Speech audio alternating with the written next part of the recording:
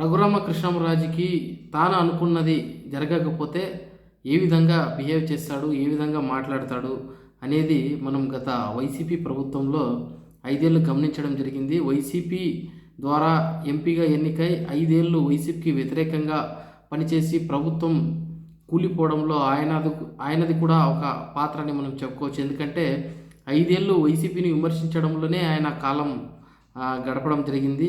ఎన్నో ఏళ్ళు ఆయన నియోజకవర్గానికి కూడా రాలేదు. ఢిల్లీలోనే ఉంటూ రోజు ఒక 4-5 న్యూస్ ఛానళ్ళతో ఆయన ఇంటర్వ్యూలు పెట్టడం, ప్రెస్ మీట్లు పెట్టడంలోనే 5 ఏళ్ళు గడపడం జరిగింది. ఆ నరసాపురం కాన్స్టిట్యున్సీ అది ఎంతవరకు డెవలప్ చేశారో అది దేవుడికే తెలుసు.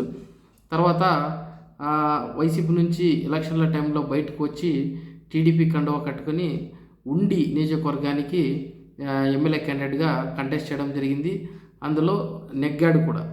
నెగ్గిన తర్వాత అతనికి అనుకూలంగా పనిచేసిన వెంకటకృష్ణరాజు అనే కార్యకర్త ఇప్పుడు ఏం కంప్లైంట్ చేస్తున్నాడు అంటే, రఘురామకృష్ణంరాజు గారు ఉండి నియోజకవర్గానికి వచ్చినప్పుడు అప్పటి నియోజకవర్గ ఇన్ఛార్జ్ అయిన శివకు వ్యతిరేకంగా నేను చాలా మాట్లాడడం జరిగింది.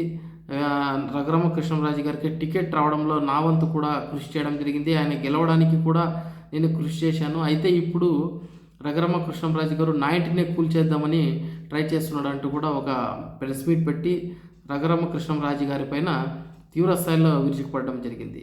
సో దాంతో అతనికి చాలా కోపం వచ్చినట్లుంది రఘురామకృష్ణంరాజుకి.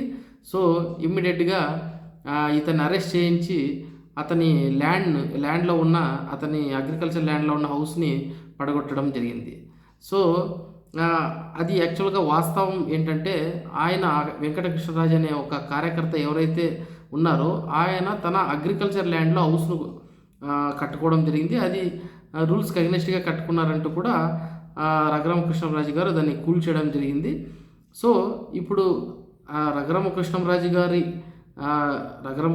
గారు టీడీపీలోనే ఉన్నారు. ఆ క్యాండిడేట్ ఆ వ్యక్తి ఎవరైతే కార్యకర్త టీడీపీలోనే ఉన్నారు. సో ఇప్పుడు ఆ కార్యకర్త ఏం చేసుకోవాలో అర్థం కావడం లేదు. అతని హౌస్ అయితే పగలకొట్టేయడం జరిగింది రఘురామకృష్ణంరాజు. సో ఈ విధంగా రఘురామకృష్ణంరాజు గారికి ఎవరు వ్యతిరేకంగా వెళ్ళినా డెఫినెట్గా వాళ్ళకు డబల్ వ్యతిరేకంగా వెళ్తాడనేది ఇంతకుముందు మనం చూసాం, ఇప్పుడు కూడా మనం చూస్తూ ఉన్నాం.